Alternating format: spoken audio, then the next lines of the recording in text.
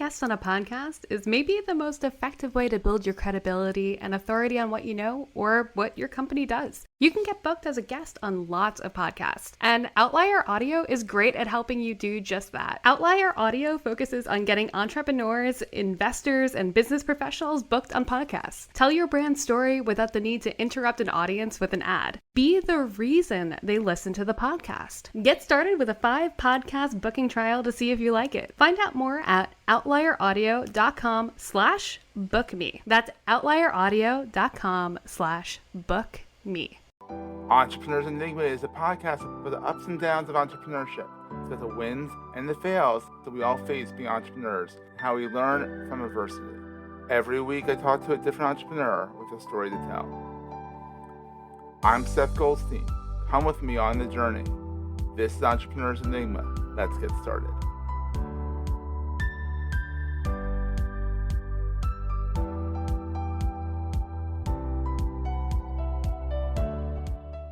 Hey everybody, welcome to another edition of the Entrepreneurs Enigma podcast. I'm Seth. I'm here with Doug from Stable Insurance.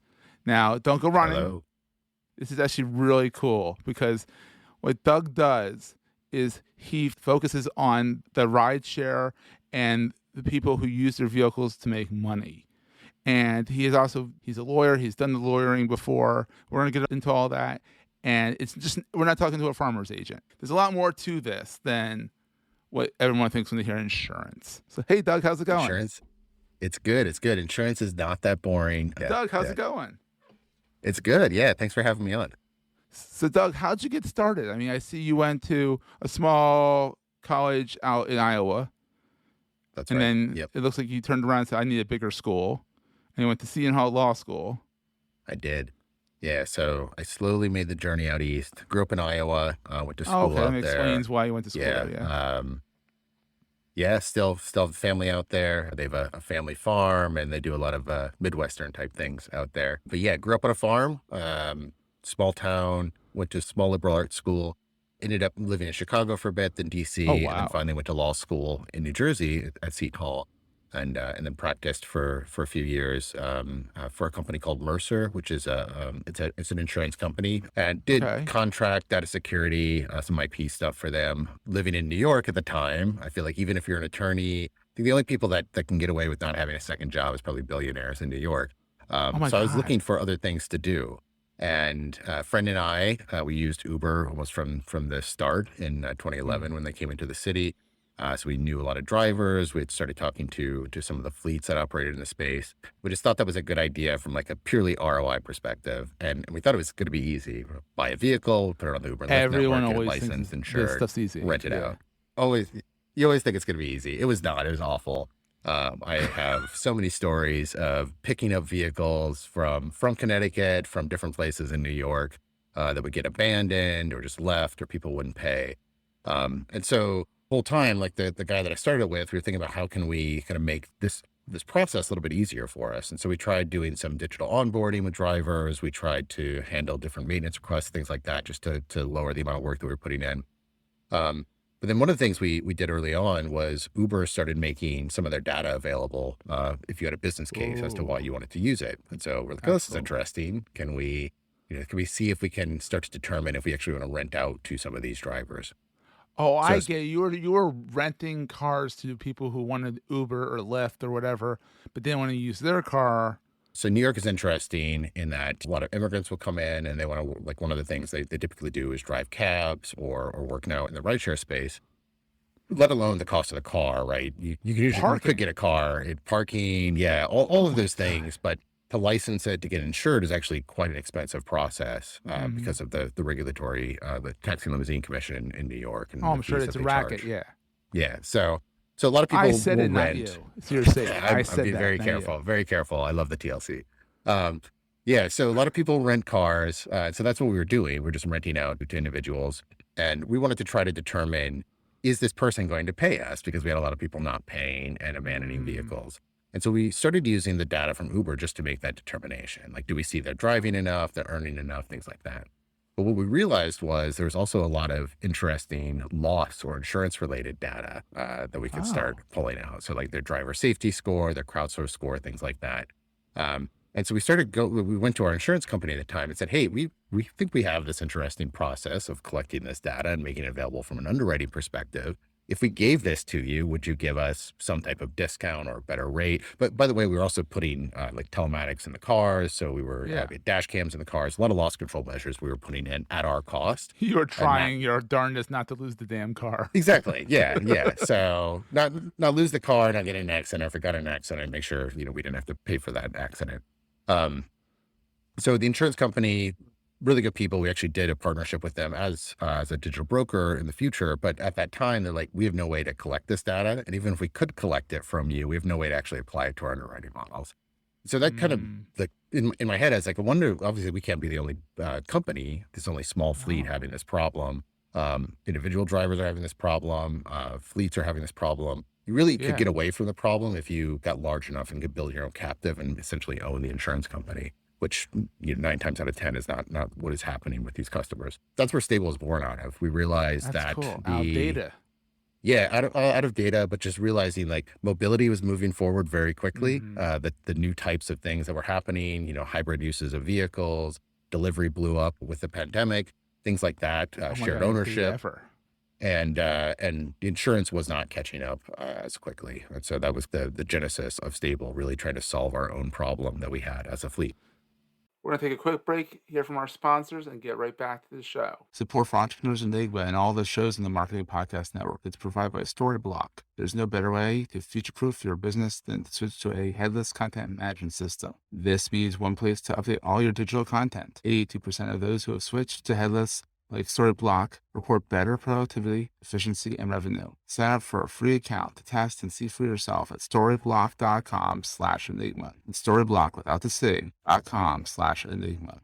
It's kind of like the classic startup thing. It's like scratching your own itch and really figuring out, all right, we need this. Someone else has got to need this. And then, so fast forward a little bit further. And so so Stable started? How did that get started? I mean, you had this fleet of cars. What happened next? Yeah, so we actually, I went and found my one of the people I worked with in Chicago, also went to school in the Midwest. Him and I had stayed in touch for like 15 years, a gentleman named Stephen Decker. Him and I convinced him to quit his job and focus on Stable full time. Oh, God. Yeah, it is. Yes. He still reminds me of that.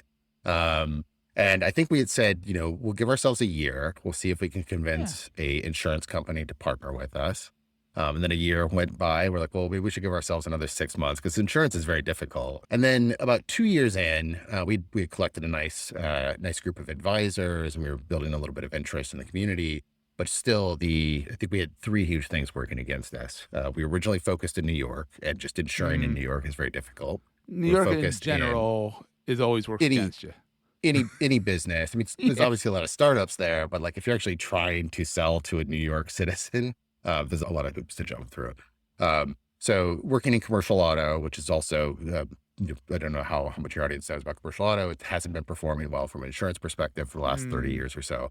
And then also rideshare and livery, just this kind of new concept, not a lot of data on it. So really, I think we went with the most difficult option to start with and not realizing how difficult it was. But over time had built up this group of advisors. One of our advisors who was in the insurance space, a gentleman named John Salvucci, he decided he wanted to come on full-time as a co-founder. We weren't going to tell him no. Great guy, smart guy in the insurance space. And with that, we were actually able to kind of close our first deal as a digital broker in New York. And so we didn't write the product. We had to go to them to do all this stuff with the product. Oh, so you brought it in and said, Daddy, can you please sign off on my permission slip pretty much? Exactly. Yeah. So it looked to the customer, most of the time it looked like it was automated. There was days though where Steven and I were up for 24 hours, like actually taking everything that came into our system and then like inputting it into their system. Oh, God. We started using, so that was a GUI, like a GUI rater, right? A graphical user interface rater.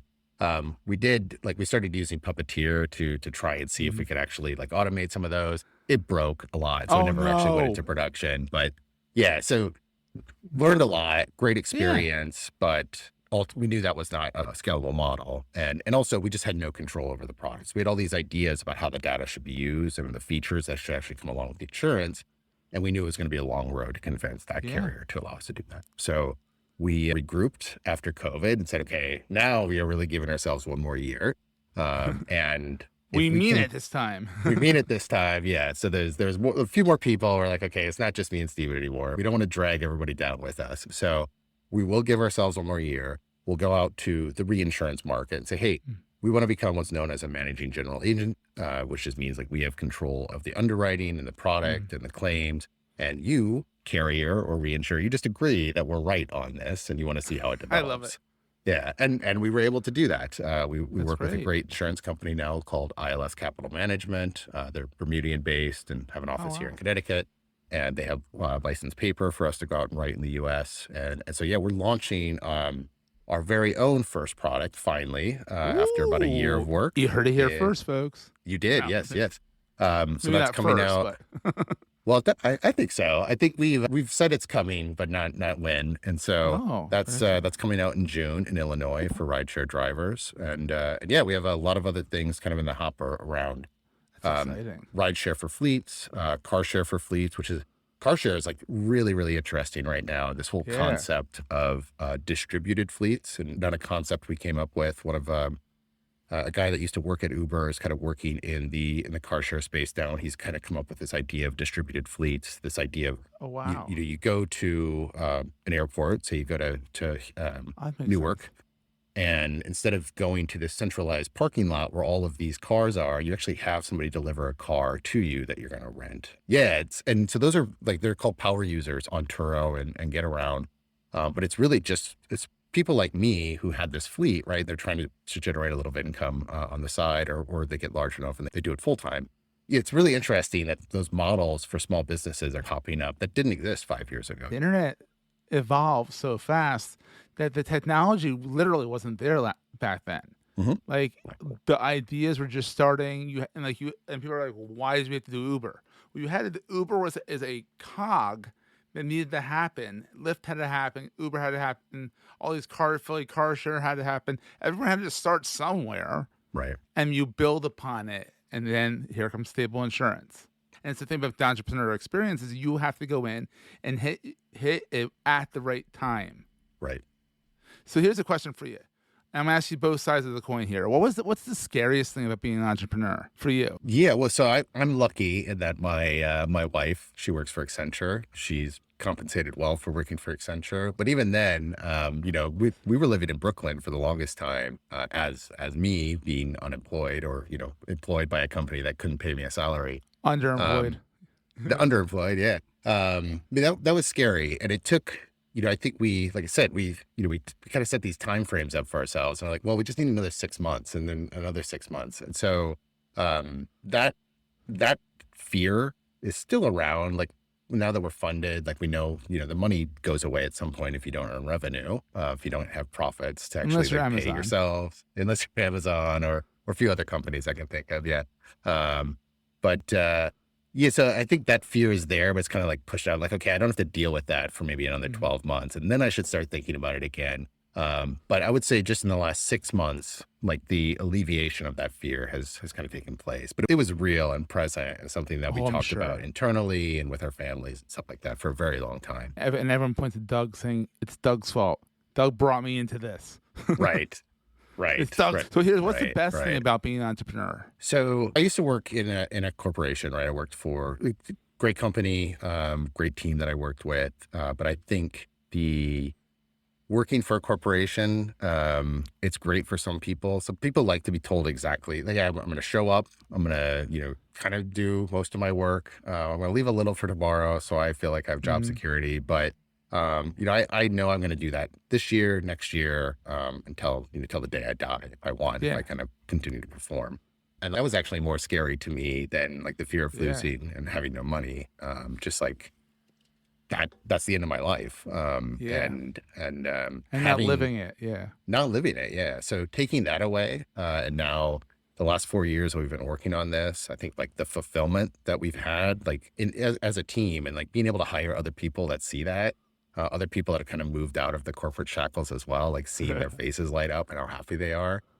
We've got a great guy that started recently that didn't work for a big company, but definitely had more of like a corporate structure. And he's just like, he's so happy to be working with us. Yeah. And not because of us, but just, I think like the fact that he has so much freedom and ownership over what he's doing now. So that, to me, that's the best thing. I feel like I'm unemployable at this point. I don't know how Welcome I to would my go back. life. 14 years doing digital marketing. No one's going to hire me. Right. So I would be a terrible employee. And yeah, so I guess I have to think about that if things kind of do go south at some point. But yeah, that's, for now, it's a great thing. It's a great thing. Exactly. What is the most important thing to carry with you all the time besides your car keys? Besides my car keys. So right now, I have 2 great small kids, 4 and 2, and not a literal picture, but you have to travel a lot. We go to a lot of different conferences, and we're actually, we're launching a national product, so we're in those markets quite often. So I think just being able to kind of think about them while I'm out, and now FaceTime's great. You can see your kids whenever if you can't give them a hug, but yeah, so I kind of like right now is probably what I think about mostly when I'm not thinking about stable or things that we're working on, especially when I'm traveling. Yeah. So It's tough when you travel because, you can't give them the hug or they can't get a hug from you when they want the hug. It's tough. Right. Yeah. Well, that's exciting. So Doug, let's say there's some people on the show who want to reach out to you, want to learn more about stable insurance. How can they find you? Sure. So you can go to our website. It's stable, INS, short for insurance, first 3 letters of insurance.com. Stable was taken. Stable.com was taken. So we can't afford short that ones yet. like that. Yeah, Stable INS. They are, yeah. Or they're really expensive. We're on Twitter. If you search LinkedIn for Stable Insurance, we'll pop right up. I have a very distinctive name. So Douglas, last name VER, space MULM. You will find me very easily. Yeah. LinkedIn, we're all over that right now. And yeah, we're trying to get a little bit more active in the social media space, which is probably how you came across us as well. Yes, I found you guys, very active in the space, and and then you just got your seed round, which is congratulations on that. Thank you. I'm sure everyone, family and friends and coworkers are all very much relieved that there's some money in the company now. Everybody can get paid for a while. Yes, that is a nice thing. So, Doug, thank you so much for being on the show, and we'll see everyone next week. Thanks, Seth. That was a great show. Hey, if you're enjoying Entrepreneurs Enigma, please give us a review on the podcast directory of your choice. We're on all of them. And these reviews really help others find the show. Also, if you're getting value from the show and want to buy me a coffee, go to the show notes and click on the link to help me stay awake while I bring you more great episodes to your ears. That's in the show notes, and I look forward to the next episode. Take care, guys.